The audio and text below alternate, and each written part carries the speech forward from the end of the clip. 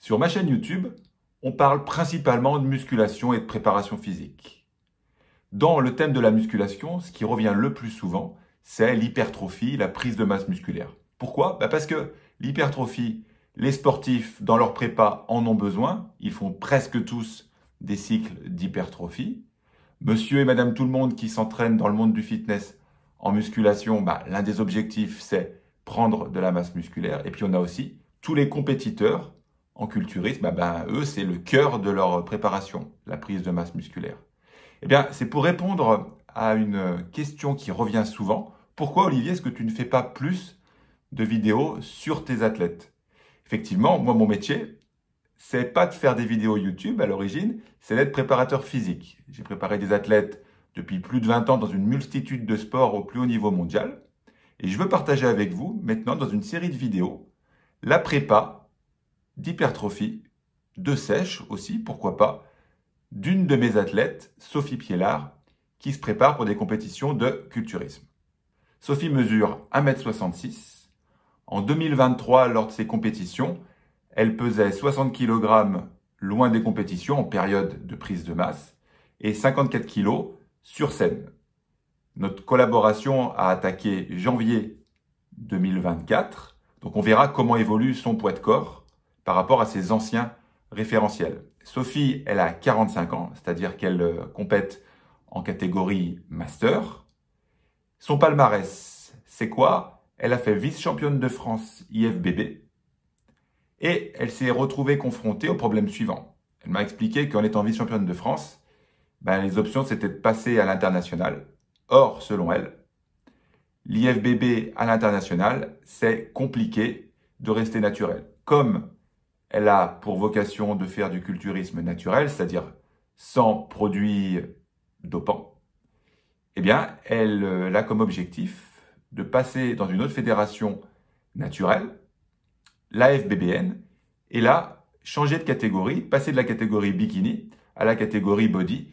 En gros, il y a des critères esthétiques qui changent, mais ce sur quoi on va se focaliser aujourd'hui et puis sur les futures vidéos, c'est changer de poids de corps, c'est-à-dire augmenter sa masse musculaire. Concrètement, comment je m'y prends quand je récupère une nouvelle athlète? Eh bien, je la fais parler. Je lui pose plein de questions sur l'organisation de ses séances, son style de vie, bien sûr, son métier, pour essayer de comprendre d'où l'on part. La principale erreur, ça serait, et je l'ai faite beaucoup quand j'étais jeune entraîneur, c'est de modifier tout au jour 1. En clair, même s'il y a 10 choses à modifier pour améliorer la prépa, c'est une erreur de tous les modifier simultanément. Je m'explique. Psychologiquement, un athlète, c'est pas un robot. C'est-à-dire que s'il a mis en place toute une série de stratégies avant de vous rencontrer, ces stratégies, bonnes ou moins bonnes, elles sont intrinsèquement liées à son style de vie, à sa façon de s'entraîner, par exemple. Donc, l'idée, c'est de faire une gradation des erreurs, j'allais dire, c'est pas le mot, une gradation des choses que l'on pourrait améliorer. Et lors du premier mois de collaboration, si on prend une unité temporelle facile à identifier, le mois, je vais modifier celle que je considère la plus primordiale, celle qui aura le plus de retour sur investissement au début. Mais j'en modifie une, pas 2, pas 3, pas 10. Pourquoi? Pour que l'athlète, psychologiquement, il absorbe une différence, une nouvelle différence, qui est déjà pas rien. Et ensuite, physiologiquement, je crois même que tout modifier, c'est contre-productif. Ça crée un stress physiologique monstrueux. L'athlète est la plupart du temps pas capable de l'assumer. Donc, modifier une chose, c'est ce qui est à mon avis central et la chose la plus importante pour commencer.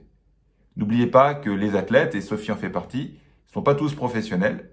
Donc, elle a un métier à côté et elle n'a pas donc que ça à faire de modifier tout son système d'entraînement. C'est bien trop stressant. Alors, à propos du système d'entraînement que Sophie utilisait avant de me rencontrer, elle s'entraînait 4-5 fois par semaine, d'une durée d'1h30 environ. Elle a un split d'entraînement assez différent de ce que je pouvais imaginer. Elle s'entraîne un jour sur 2 sur le bas du corps. C'est-à-dire, sur 4 séquences, elle fait 50% bas du corps, 50% haut du corps. Et quand elle s'entraîne sur le haut du corps, elle fait le haut du corps entier. Donc 50% du bas du corps, ce qui est un ratio plutôt étonnant. Force est de constater, quand on observe les plans d'entraînement des sportifs, souvent le bas du corps est un peu moins mis à l'épreuve.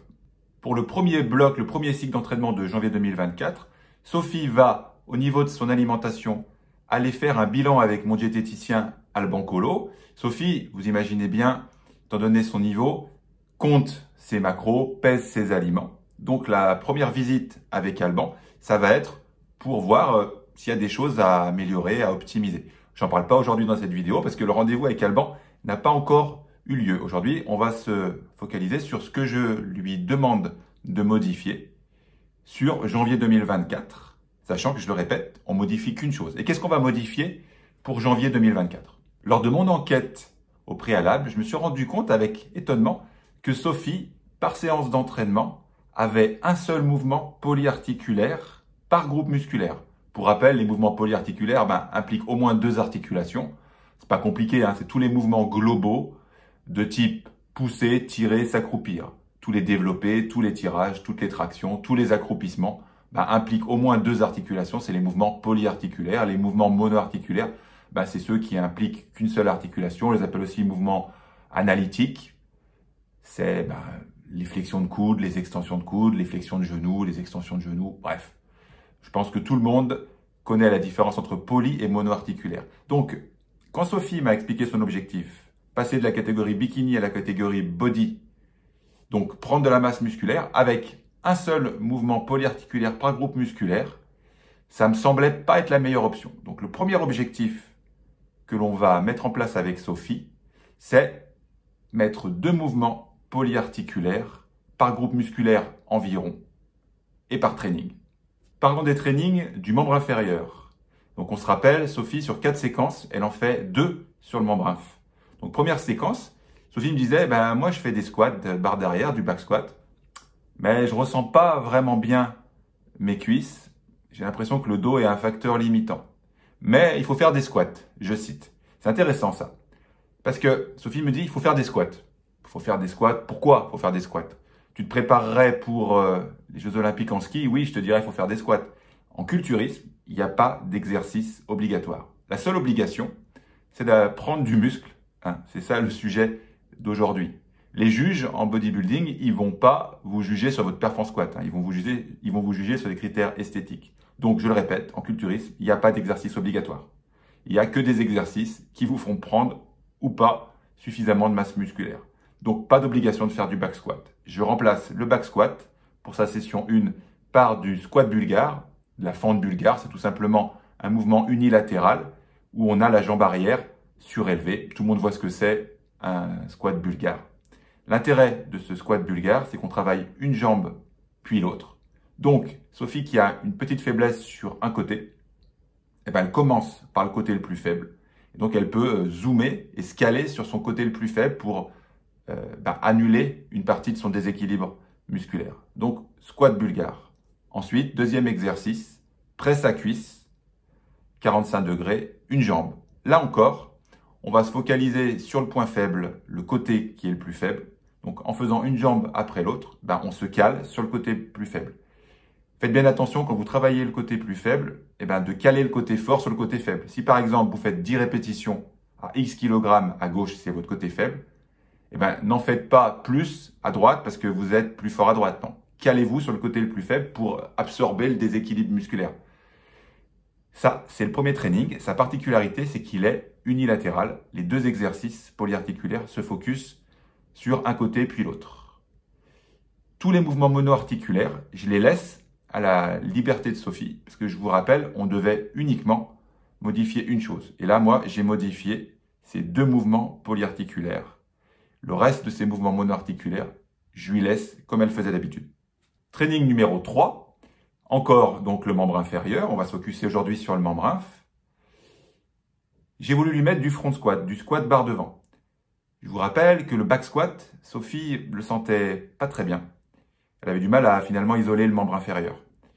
Je vous ai dit, il n'y a pas de mouvement obligatoire en culturisme. C'est une demi-vérité. En fait, il n'y a pas de mouvement obligatoire, bien sûr, mais il y a des mouvements quand même pour un paquet d'humains qui fonctionnent très bien pour prendre de la masse musculaire. Le squat en fait partie. Mais il faut trouver la bonne variante. J'ai voulu proposer à Sophie de tester la variante front squat qu'elle avait un petit peu fait.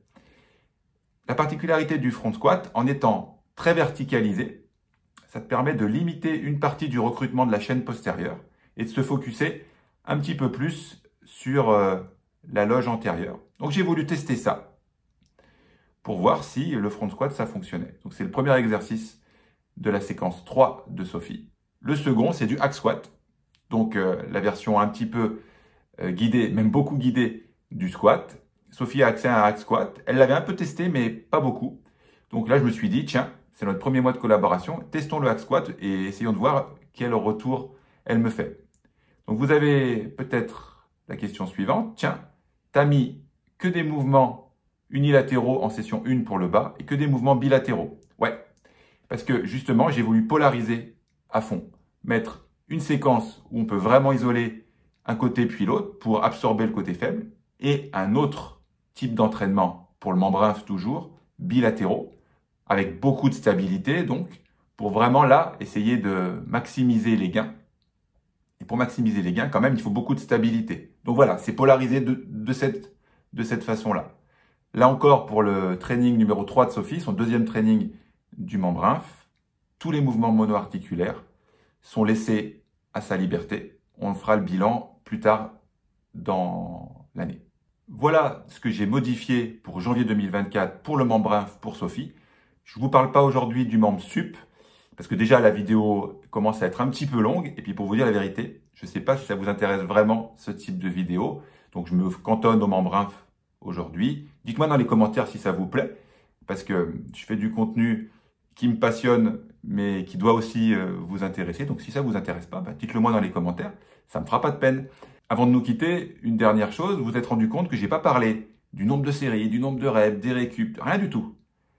Ça peut vous paraître étonnant. Moi-même, ça m'étonne un petit peu aussi quand je regarde ça de l'extérieur. Mais rappelez-vous, la mission de mon premier mois de collaboration, c'est changer une chose. Et là, déjà, passer de 1 polyarticulaire à 2 et les bloquer sur un mois, c'est déjà une énorme modif. Donc, les séries, les reps, tout le reste, je le laisse pour le mois 2 de l'entraînement de Sophie. À propos d'entraînement, si vous voulez par exemple que je vous partage des pépites sur l'entraînement d'une athlète que je prépare pour les Jeux Olympiques de Paris en 2024, elle est déjà sélectionnée, elle a déjà fait les minima, c'est Flavie Renoir sur 3000 steeples. Donc vous voyez, 3000 steeples, culturisme, rien à voir. La seule chose qu'il y a à voir, c'est que ce sont des humains engagés dans de la performance de haut niveau et c'est ça qui me passionne. Et bien, si vous voulez en savoir un petit peu plus sur la prépa de Flavie, dans ma newsletter, certains mois, je partage avec vous des éléments de sa prépa. Pour s'abonner à cette newsletter, c'est pas dur. Vous devez voir apparaître une grosse enveloppe. Cliquez dessus et vous recevez une fois par semaine, tous les mardis, une newsletter exclusive.